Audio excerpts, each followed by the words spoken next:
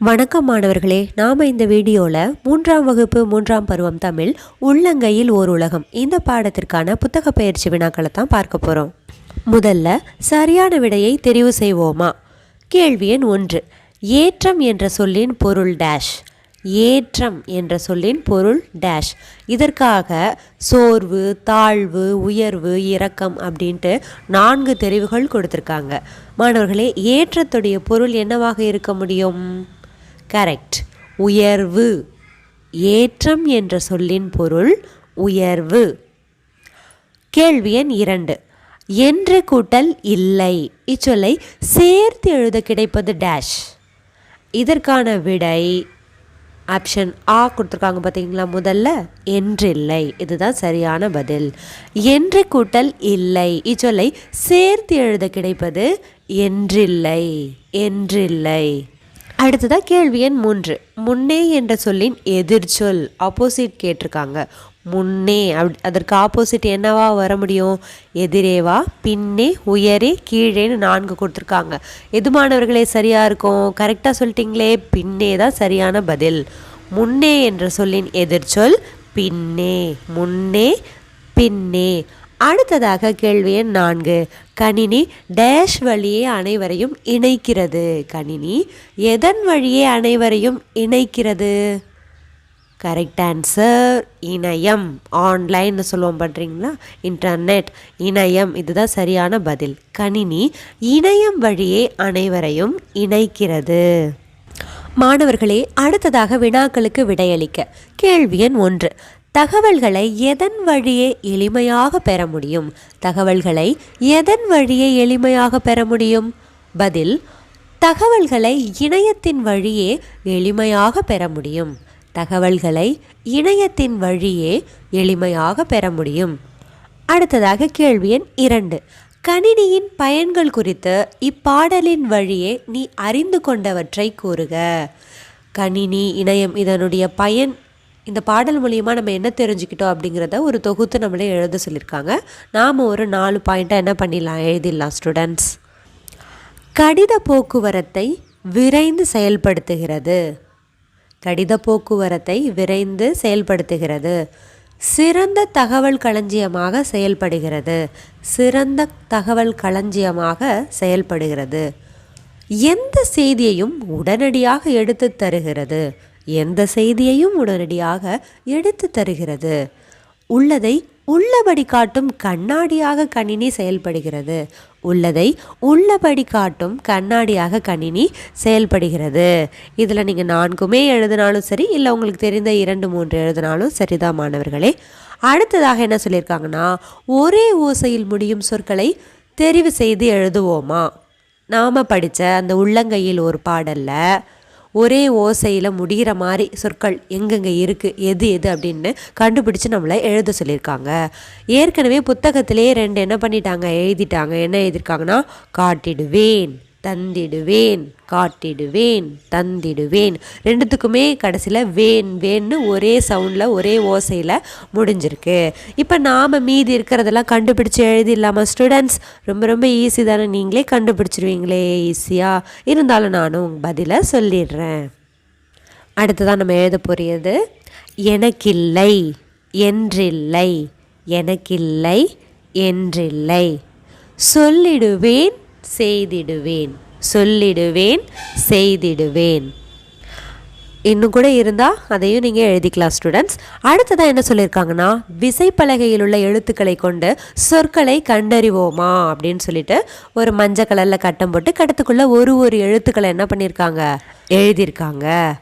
இதை பார்க்குறதுக்கு கம்ப்யூட்டரில் கீபோர்டு இருக்கும் பார்த்தீங்களா, அதை மாதிரியே இருக்குது பாருங்களேன். அப்படியே அதை பார்த்தாலே அந்த பட்டனை அமுக்கிற மாதிரி, அந்த கீபோர்டு அழுத்துகிற மாதிரி அதை போலேயே கட்டமாக அழகாக கொடுத்துருக்காங்க. இதுலேருந்து நம்ம சொற்களை என்ன பண்ணிடலாம், அந்த கட்டத்தில் கண்டுபிடிச்சி எழுதிடலாம். ஒன்றே அவங்களே எழுதிட்டாங்க. என்ன எழுதியிருக்காங்கன்னா, திரை, திரை அப்படின்னு அவங்களே எழுதியிருக்காங்க. மீதி எல்லாத்தையும் நம்ம ஈஸியாக கண்டுபிடிச்சிடலாம் மாணவர்களே. இணையம், இணையம். அடுத்ததா கணினி. கணினி எங்கே இருக்குது பாருங்கள், கணினி, கணினி. அடுத்ததா உலகம், உலகம், உலகம். தகவல், தகவல், தகவல். அடுத்ததா கடிதம், கடிதம், கடிதம். மாணவர்களே, அடுத்ததாக அலைபேசியோடு தொடர்பில்லாத எழுத்துக்களை நீக்கி சொற்களை உருவாக்குகன்னு சொல்லியிருக்காங்க. இது ஒரு சொல் விளையாட்டு, உங்களுக்கு அழகான பிடித்தமான ஒரு சொல் விளையாட்டு. அலைபேசினா வேறு ஒன்றும் இல்லை, செல்ஃபோன், மொபைல் ஃபோன். அது சம்பந்தமில்லாத எழுத்துக்களை நாமே நீக்கி அலைபேசியோட தொடர்புடைய சொற்களை நம்ம எடுத்து எழுதணும். ஒன்று அவங்க என்ன பண்ணியிருக்காங்க, எழுதியிருக்காங்க. அதாவது நீ, ந, தி, மீ, ரை அப்படின்னு எழுத்துக்கள் இருக்குது. அதில் இருக்கிற எழுத்துக்களான நீ, ந, மீ இதையெல்லாம் அடிச்சிட்டா நமக்கு திரை அப்படிங்கிற அலைபேசியோட தொடர்புடைய ஒரு சொல் நம்மளுக்கு கிடைக்கிது. அதையும் அவங்க எடுத்து எழுதிட்டாங்க. திரைனா ஒன்றும் இல்லை, ஸ்க்ரீன், அந்த டச் ஸ்க்ரீன் இருக்குது பார்த்தீங்களா, அதுதான் திரை. இப்போ மீதி இருக்கிறதெல்லாம் நாம் என்ன பண்ண போகிறோம், கண்டுபிடிக்க போகிறோம். அதாவது அலைபேசியோடு தொடர்பு இருக்கிற எழுத்துக்களை எடுத்து எழுத போகிறோம். தேவையில்லாத எழுத்துக்களை நம்ம என்ன பண்ணிடலாம், அடித்து இடலாம். மாணவர்களே, அடுத்ததாக இருக்கக்கூடிய கட்டத்தில் ஓ, ல, பூ இதையெல்லாம் நீக்கிட்டு நம்மளுக்கு புலம் அப்படிங்கிற ஒரு சொல் கிடைக்கிது. புலம், புலங்களை யூஸ் பண்ணி தான் செல்ஃபோனை நம்ம என்ன பண்ணுறோம், பயன்படுத்துகிறோம். அடுத்ததாக இருக்கக்கூடிய தேவையில்லாத சொற்களை நீக்கினோன்னா நம்மளுக்கு அழகாய் அப்படிங்கிற ஒரு சொல் கிடைக்கிது. திரையில் பார்க்குறது நம்மளுக்கு எப்படி இருக்குது, அந்த பிக்சர்ஸ்னால் அழகாய் நம்மளுக்கு எல்லாத்தையுமே சொல்லுது, எல்லாத்தையுமே வீடியோலாம் அழகாக காட்டுது. அதனால் அழகாய்னு என்ன பண்ணிடலாம், எழுதிடலாம். அடுத்ததாக இருக்கக்கூடிய தேவையில்லாத சொற்களை நீக்கினா நம்மளுக்கு இணையம் அப்படிங்கிற ஒரு சொல் கிடைக்கிது. இணையம், இன்டர்நெட், ஆன்லைன் அப்படிங்கிற மாதிரி சொல் கிடைக்கிது, இணையம். அடுத்ததாக தேவையில்லாத சொற்களை நீக்கினா முகநூல். முகநூல்னால் ஒன்றும் இல்லை, ஃபேஸ்புக்குன்னு சொல்கிறோம் பார்த்தீங்களா, அதை தான் தமிழில் முகநூல்னு சொல்லுவாங்க. முகநூல் வந்து நம்ம அலைபேசியில் என்ன பண்ணுறோம், பயன்படுத்துகிறோம். அதனால் நம்ம முகநூல்னு என்ன பண்ணிடலாம், எழுதிடலாம். அடுத்ததாக இருக்கிறதுல தேவையில்லாத சொற்களை நீக்கணும்னா நம்மளுக்கு புதுமை அப்படிங்கிற ஒரு அழகான சொல் கிடைக்கிது. நம்மளுக்கு அலைபேசியில் புதுமையான நிறைய தகவல்களை நம்மளுக்கு தெரியாததெல்லாம் என்ன பண்ண முடியுது, பார்க்க முடிகிறது. அதனால் நம்ம புதுமைன்னு என்ன பண்ணிடலாம், எழுதிடலாம். மாணவர்களே, அடுத்ததாக மீண்டும் மீண்டும் சொல்லலாமா அப்படின்னு ஒரு சொல் விளையாட்டு கொடுத்துருக்காங்க. மீன், மரக்கிளை, ஒரு பழம். இதை கொடுத்து 3 வரிகள் கொடுத்து அதை மீண்டும் மீண்டும் அந்த வரிகளை சொல்கிறாங்க. வாங்க மீனுக்கு என்ன எழுதியிருக்காங்கன்னு படித்து பார்க்கலாம். அலையில் மிதந்த மீனை வலையில் பிடிச்சா விழுகலை, கலகலன்னு சிரிப்பு வரலை. இப்போ இதை மீண்டும் மீண்டும் வேகமாக சொல்லி பார்க்கலாமா மாணவர்களே?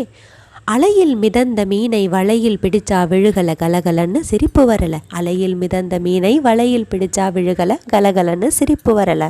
அலையில் மிதந்த மீனை வலையில் பிடிச்சா விழுகல, கலகலன்னு சிரிப்பு வரல. அலையில் மிதந்த மீனை வலையில் பிடிச்சா விழுகல, கலகலன்னு சிரிப்பு வரல. நீங்களும் வேகமாக மீண்டும் மீண்டும் சொல்லி பாருங்க மாணவர்களே. உங்கள் நண்பர்களோடு சேர்ந்து இந்த விளையாட்டை நீங்கள் அழகாக விளையாடலாம். அடுத்ததாக மரக்கிளைக்கு என்ன கொடுத்துருக்காங்கன்னு படித்து பார்க்கலாம் வாங்க. மரக்கிளையை கரத்தால் பற்றி தொங்கையில் கையை சுழற்றினதால் கீழே விழுந்தேன். இது இப்போ வேகமாக சொல்லி பார்க்கலாமா மாணவர்களே? மரக்கிளைய கரத்தால் பற்றி தொங்கையில் கையை சுழற்றினதுனால கீழே விழுந்தேன். மரக்கிளைய கரத்தால் பற்றி தொங்கையில் கையை சுழற்றுறதுனால கீழே விழுந்தேன். மரக்கிளைய கரத்தால் பற்றி தொங்கையில் கையை சுழற்றினதுனால கீழே விழுந்தேன். அடுத்ததா ஒரு பழத்தை கொடுத்து காற்றுல விழுந்த பழத்தில் சுவை இல்லைன்னு சொல்ல முடியலை, இந்த நினைப்பில் நண்பன் விழுந்தான் பள்ளத்தில். இதை நம்ம இப்போ வேகமாக சொல்லி பார்க்கலாம். காற்றுல விழுந்த பழத்தில் சுவை இல்லைன்னு சொல்ல முடியலை, இந்த நினைப்பில் நண்பன் விழுந்தான் பள்ளத்தில். காற்றுல விழுந்த பழத்தில் சுவை இல்லைன்னு சொல்ல முடியலை, இந்த நினைப்பில் நண்பன் விழுந்தான் பள்ளத்தில். காற்றுல விழுந்த பழத்தில் சுவை இல்லைன்னு சொல்ல முடியலை, இந்த நினைப்பில் நண்பன் விழுந்தான் பள்ளத்தில். எதற்கு இதெல்லாம் உங்களை சொல்லியிருக்கனால அந்த ழகரம், நாக்கம் அடக்கி சொல்கிறோம் பார்த்தீங்களா, அந்த ழகரம், அந்த ல அப்படிங்கிற உச்சரிப்பெல்லாம் உங்களுக்கு சரியாக வேகமாக வரணும் அப்படிங்கிறதுக்காக தான் பயிற்சி கொடுத்துருக்காங்க. மாணவர்களே, அடுத்ததாக கலையும் கைவண்ணமும் அப்படின்னு சொல்லிட்டு ஒரு படம் கொடுத்துருக்காங்க. அந்த படத்துக்கு உங்களை வண்ணம் தீட்ட சொல்லியிருக்காங்க. 2 நண்பர்களும் ஃபோனில் என்ன பண்ணுறாங்க, பேசிக்கிற மாதிரி இருக்குது. உங்களுக்கு மிகவும் பிடிக்கும் நினைக்கிறேன் வண்ணம் அடிக்கிறது. அதனால் உங்கள் புத்தகத்தில் இருக்கிற படத்துக்கு நீங்கள் கலர் அடிங்க ஸ்டூடெண்ட்ஸ். மாணவர்களே, உங்கள் புத்தகத்தில் அடுத்ததாக குழு விளையாட்டில் இணைந்து செய்வோம் அப்படின்ட்டு பின்வரும் செயலிகளுக்கு பொருத்தமான படத்தினை பொறுத்துகன்னு சொல்லியிருக்காங்க. முதல்ல மின் அஞ்சல்னு சொல்லியிருக்காங்க. அதற்கு எது சரியானதாக அமையும்னா மெயில் எம் வருது பார்த்தீங்களா, ஒரு லெட்ரு மாதிரி இருக்குது பாருங்கள், அதுதான் அதனுடைய சரியான பதில். மின்னஞ்சலுக்கு மெயில் அந்த சிம்பிளுக்கு கோடு போடணும். அடுத்ததாக புலனம் அப்படின்னா வாட்ஸ்அப். உங்களுக்கு நல்லாவே தெரியும், பச்சை கலரில் இருக்கும், அதுதான் வாட்ஸ்அப். புலனம்னா வாட்ஸ்அப், அதுக்கு கோடு போட்டுருங்க. அடுத்ததாக முகநூல். முகநூல்னால் ஃபேஸ்புக், நீல கலரில் இருக்கும். முகநூல்னா ஃபேஸ்புக். இதை கரெக்டாக பொறுத்திருங்க மாணவர்களே. இதெல்லாமே உங்களுக்கு தெரிந்தது தான். ஏன்னா நம்ம அன்றாட வாழ்க்கையில் ஃபேஸ்புக், வாட்ஸ்அப், மெயில் எல்லாத்தையுமே நம்ம பயன்படுத்திக்கிட்டு தான் வரோம், பயன்படுத்துவோம். இது வரைக்கும் நீங்கள் பயன்படுத்தலை சின்ன குழந்தைங்கனாலும் எதிர்காலத்தில் நீங்கள் கண்டிப்பாக பயன்படுத்துவீங்க. இந்த வீடியோ உங்களுக்கு பிடிச்சிருந்தா லைக் பண்ணுங்கள், ஷேர் பண்ணுங்கள், உங்கள் ஃப்ரெண்ட்ஸுக்கு ஷேர் பண்ணுங்கள், மறக்காமல் வாட்ஸ்அப்பில் ஷேர் பண்ணுங்கள், புலனத்தில் ஷேர் பண்ணுங்கள். Thank you students.